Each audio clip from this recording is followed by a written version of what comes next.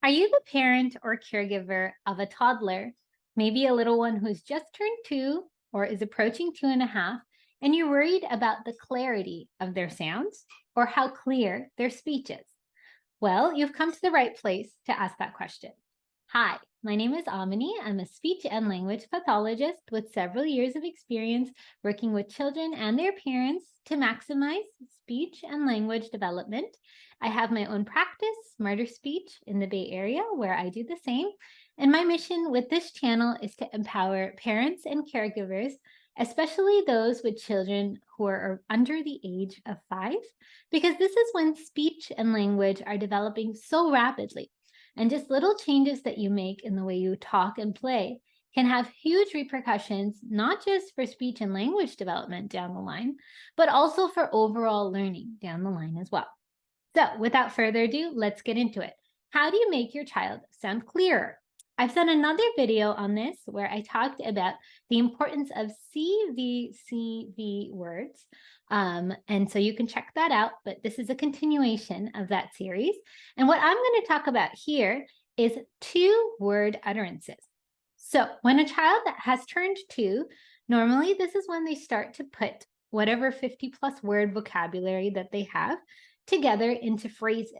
So that's great. But at the same time, as a child's utterance or what they say becomes longer, speech clarity can decrease. This is because when you have 2 words tied together, now you're looking at 2 separate things that the child said, and any kind of an error on either one of those things can blur not just one word, but also the second word as well. So, for example, if a child is just saying red, you probably will be able to figure out red. But if a child is saying something like red one, right, for the red car, the red one, they might say something like relon. That is really hard to figure out. So just adding that second word can decrease the intelligibility if we're not careful.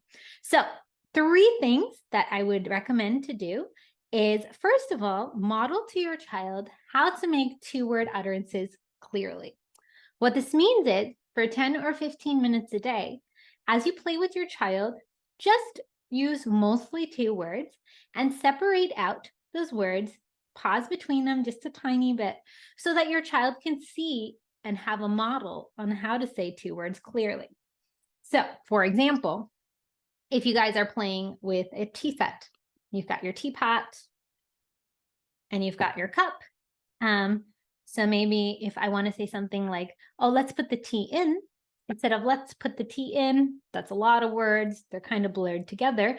I'm just going to very clearly say tea in or put in. We're going to put in. Or maybe I'll say it's hot. It's hot. Or maybe I might say pink cup. That's a pink. Each of my utterances is nice and slow. I'm elongating each of them, pink, cup, or put in, and they're very clear. So your child right now copies how you talk a lot. So just doing this for 10 or 15 minutes a day will have them slow down. We'll have them figure out the difference between the 2 words that make up their 2-word utterances.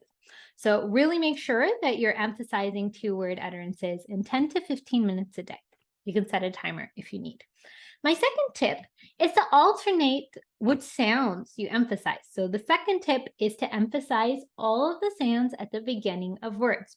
So for example, if you were saying something like pink cup, maybe you are going to say pink cup, right? This is a pink cup, or pink, or cup.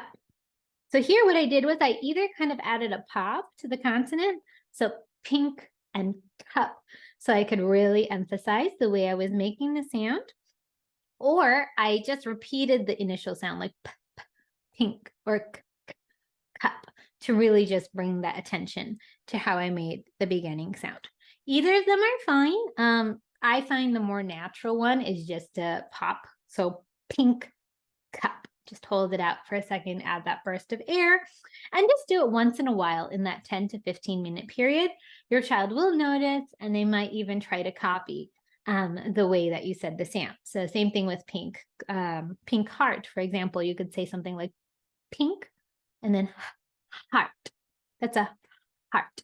Pink heart. So again, don't worry about doing this outside the 10 to 15 minutes because it will take up a lot of energy and could possibly be frustrating. But for those 10 to 15 minutes, whatever 2-word utterances that you talk about, you can emphasize that first sound of each of the 2 words.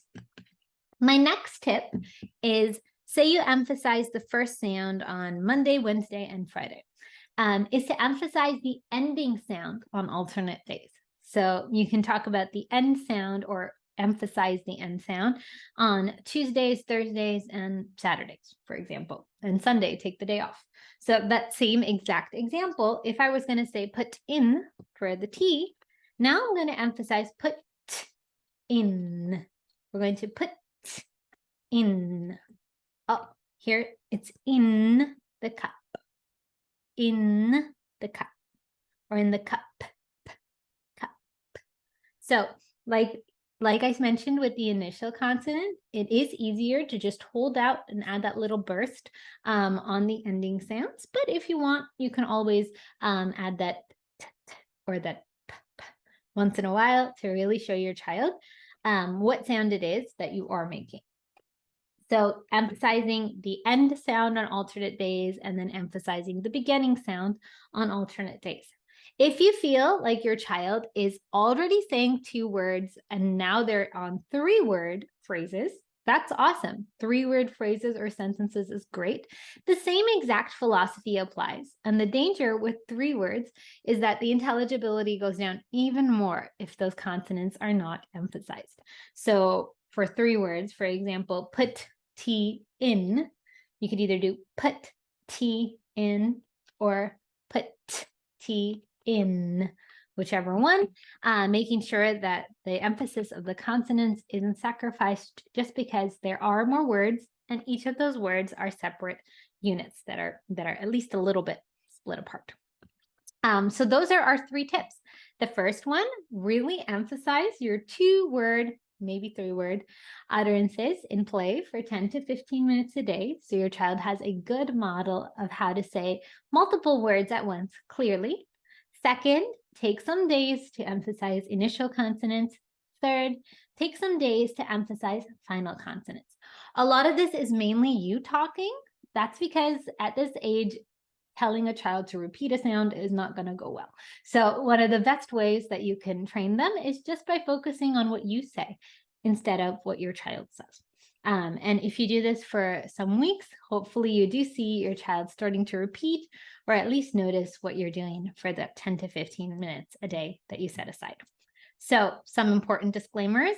If after you do this, you're still concerned about your child's speech development, it is a good idea to mention your concerns to a pediatrician or to a local speech therapist. Sooner is always better.